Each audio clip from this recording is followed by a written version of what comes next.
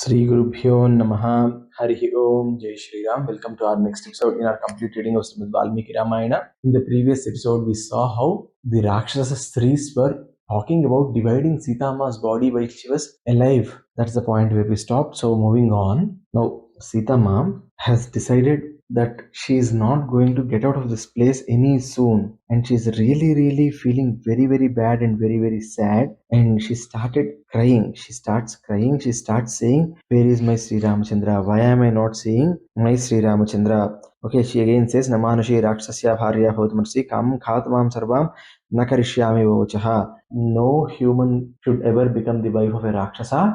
That's the rule. So I would never become the wife of Ravana. If you want to eat me, you eat me. Then she starts crying, and here Maharshi uses a wonderful shloka to depict her misery. Vesate smadikam sita visanti vangamatmanah vane yodha paribhrashta mrugi kokairivardita. Imagine there are a group of deers, and in the group of deers, there is one deer that got separated from the group, and all of a sudden, a huge number of wolves are now attacking that group. How will that deer be? It will be totally afraid. It will be looking around for help and all, right? Like that, Sitama is there. That's what Valmiki Maharshi says. Now she is crying. Her crying is so huge that Sasnapayanti Vipalo Stano Netra Jalasravaihi Chintayanti Nasokasya Tadantam Adhigachisi. Now Sita, she was crying so much that her breasts were also getting wet because of the tears that were coming out of her eyes. She was constantly shivering with fear. She was under extreme pressure. The tears were not stopping from her eyes. And then she's saying, Harameti Dukharta, Ha Punar Lakshmanetija, Ha Swasroma Kausalyo, Ha Sumitreti Bhamini. She's now saying, O Rama, O Lakshmana, O Kausalya, O Sumitra. I mean, she's just crying by taking all their names. Lokapravada Satyoyam Yam Panditai Samvidahruta Akale Durlabho Mutyuhu Striyava Purushasya. Or she's saying, I am away from Sri Ramachandra. I am living here, and these cruel Rakshasis are all around me. They are not letting me live peacefully even for a minute. The Panditas, they talk about one Lokapravada, or one thing that is there in the world, and that's a truth now, because even a woman or a man, they cannot die when they want to die. They'll have to wait for the time which Yamadharmaraja, or which was given in the Ayurdaya by Brahmadeva, right? So this Loka Pravada is Satya, which essentially means she's saying, I'm not even able to die. And she's saying, I'm crying here. I'm controlled by these Rakshasi Stris. Whenever there is a huge flood, right? The flood comes and it destroys the banks of the rivers, right? Like that, I am destroyed. That's what Sitama is saying. And then she is remembering Sri Ramachandra's face. Tam Padmadalapatraksham Simha Vikrantagaminam Dhanya Pasyanti Menadham Krutagyam Priyavadinam. My husband, Sri Ramachandra, his eyes are as beautiful as the petals of a lotus. His eyes are so beautiful, and the way he walks, it looks like as if a lion is walking. He is a man who remembers the help he has got from others. He talks in a very nice way. Only people who are extremely lucky, they would be able to see my husband. At one point of time, while reading the shloka, I felt as if she's talking about the sadhakas who want to see Sri Ramachandra. You should be extremely lucky and extremely industrious to get to see Sri Ramachandra with the Mamsa Netras, or the human eyes. So that's what I think Sitama is saying here indirectly, but directly she's just crying. She's just crying that she's not able to see Sri Ramachandra. She's saying, I don't know what sins I have committed, that I'm going through all these things, all these tough days. I don't know. I want to die, but as long as these Rakshasis are around me, I can't even die.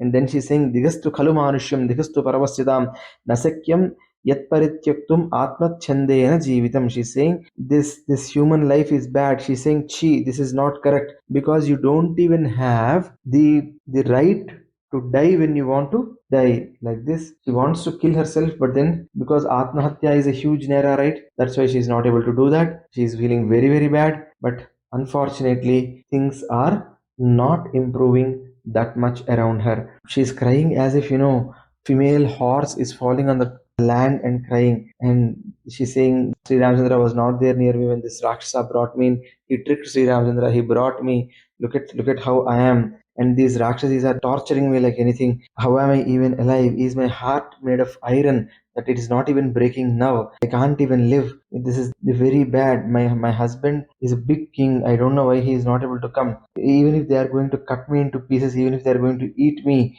I am ready to leave my body, but I can't live without my husband. I'm not even able to take the unhappiness that I'm not there with my husband. Like this, she is constantly crying, and she's saying this Ravana is not able to understand Kulamaryada and all.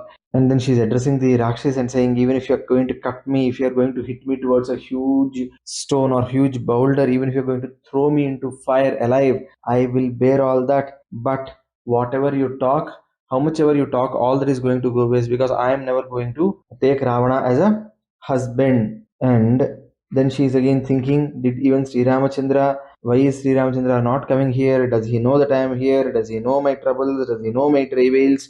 She thinks about all that, and she's thinking, why is he not coming here? Is there someone who has gone and told Sri Ramachandra that I was taken away by Ravana? Did Jatayu live till Sri Ramachandra came? Now all these fears are clouding her.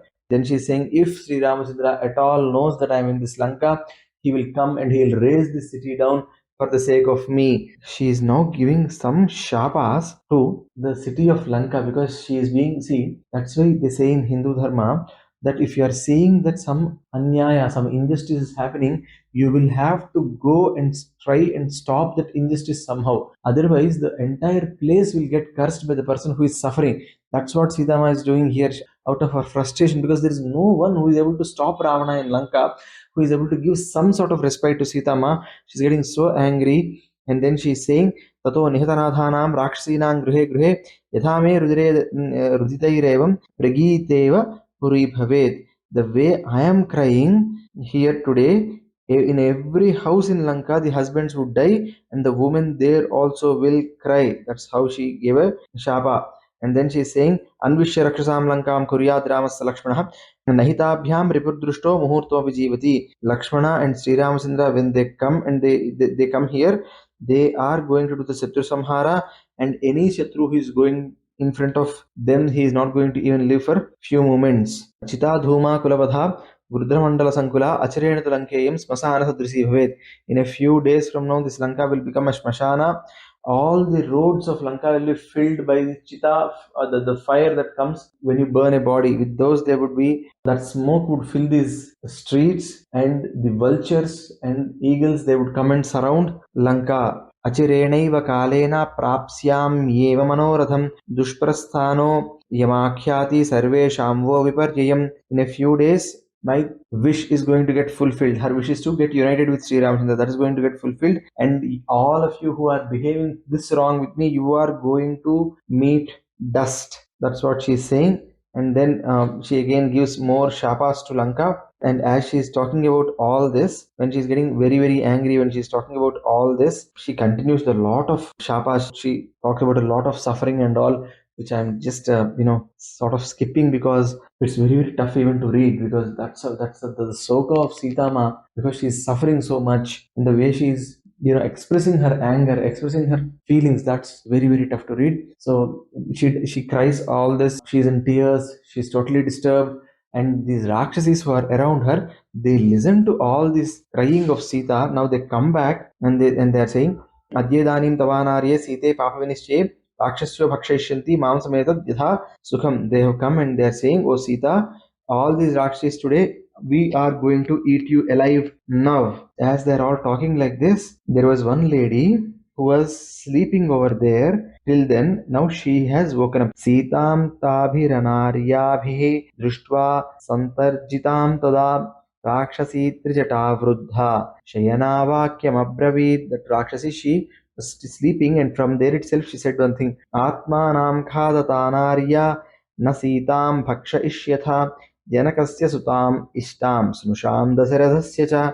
She looked at all those Rakshasis, and she told, oh Rakshasis, you should not eat the loved daughter of Janaka and the daughter-in-law of Dasharatha. You should not touch her. You eat yourself. Swapno hyadyamaya drushto daruno romaharshanah rakshasanam abhavaya bharturasya bhavaya cha. Today I have seen a very, very bad dream, and that dream is indicating that the Rakshasas are going to get annihilated, and at the same time her husband, this lady's husband, he is going to taste a great victory. And then all these Rakshasas, they come around and said, please tell us what you have seen in the dream. Now Sitama is also interested, and we finally hear something good.